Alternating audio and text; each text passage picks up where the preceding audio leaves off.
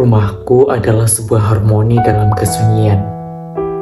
Ibu adalah pejuang dengan ribuan helai kain batik, dan bapak adalah raga yang tak kenal lelah melakukan kerja serabutan. Apa saja demi dapur tetap berasap. Kami bukan keluarga yang mahir berkata sayang. Di sini, cinta dibuktikan dengan kerja keras, bukan dengan kata-kata. Jika ada masalah, kami memendamnya dalam-dalam. Gengsi kami terlalu tinggi untuk sekedar mengeluh satu sama lain. Namun ketidaktahuan rumah tentang duniaku di luar adalah awal dari ketertindasanku. Aku adalah korban bullying yang akut. Si hitam, si kecil jerawatan, si kurus yang tak becus main bola. Setiap hari mentalitasku dihantam. Aku pernah sangat haus akan pengakuan hingga aku mengemis pertemanan. Tapi yang kudapat hanyalah pengkhianatan. Aku diperlakukan seolah makhluk paling hina. Puncaknya, orang tua dari teman-temanku ikut meremehkanku. Itu bukan hanya sekali. Luka itu membekas, membuatku merasa dunia ini terlalu luas untuk orang sekecil aku. Aku lelah dihina, maka aku membangun perisai dari prestasi. Di MTS, aku menjadi ketua OSIS dari Wakil Pratama Pramuka. Aku meraih juara 2 kaligrafi tingkat kabupaten dan berdiri tegak mewakili Jawa Tengah dalam perkemahan nasional hingga meraih juara umum. Masuk ke SMA, ambisiku semakin membara. Aku tidak hanya aktif di sekolah sebagai ketua umum OSIS dan wakil pradana, tapi aku melampaui pagar sekolahku sendiri. Aku aktif di organisasi hingga tingkat provinsi.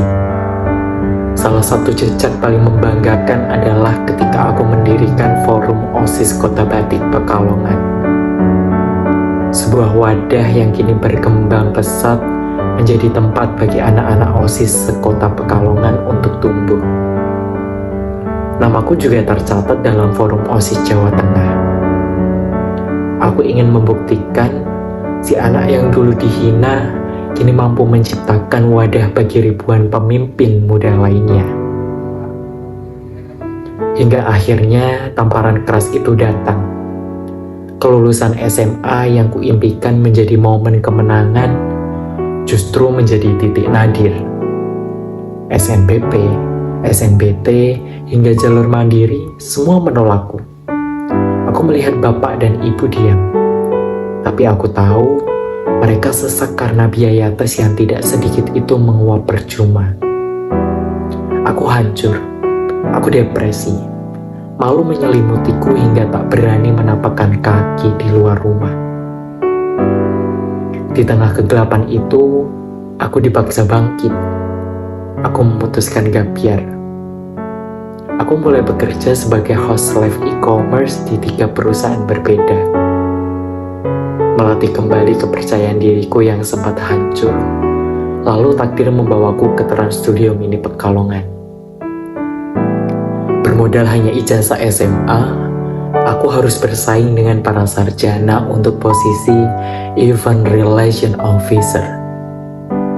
Aku berhasil lolos. Jabatan yang cukup tinggi bagi seorang lulusan SMA.